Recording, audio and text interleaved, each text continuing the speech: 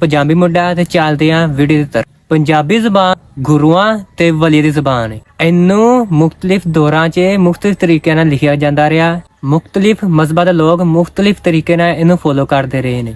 ਇਹਦੇ 'ਚ ਪੰਜਾਬੀ ਨੂੰ ਨੁਕਸਾਨ ਵੀ ਹੋਇਆ ਹੈ। ਮੇਨਲੀ ਪੰਜਾਬੀ 4 ਕਿਸਮ ਦੇ ਸਕ੍ਰਿਪਟ ਦੇ ਵਿੱਚ ਲਿਖੀ ਜਾਂਦੀ ਹੈ। ਸ਼ਾਹਮੁਖੀ, ਗੁਰਮੁਖੀ, ਦੇਵਾਨਗਰੀ, ਰੋਮਨ ਸਕ੍ਰਿਪਟ ਅੱਜ ਕੱਲ ਕਾਮਨ ਹੈ। ਸ਼ਾਹਮੁਖੀ ਪੰਜਾਬੀ। ਸ਼ਾਹਮੁਖੀ ਸਕ੍ਰਿਪਟ ਪੰਜਾਬੀ ਲਿਖਣ ਦਾ ਸਭ ਤੋਂ ਪੁਰਾਣਾ ਸਕ੍ਰਿਪਟ ਮੰਨਿਆ ਜਾਂਦਾ। ਪਾਕਿਸਤਾਨੀ ਪੰਜਾਬੀ ਲੋਕ ਸ਼ਾਹਮੁਖੀ ਸਕ੍ਰਿਪਟ ਦੇ ਵਿੱਚ ਪੰਜਾਬੀ ਲਿਖਦੇ ਨੇ।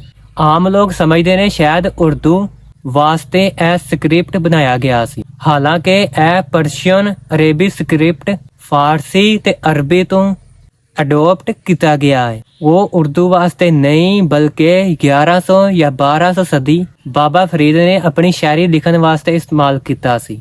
ਇਸ ਸਕ੍ਰਿਪਟ ਨੂੰ ਨਾ ਸਿਰਫ ਮੁਸਲਮਾਨ ਸ਼ਾਇਰਾਂ, ਔਲੀਆ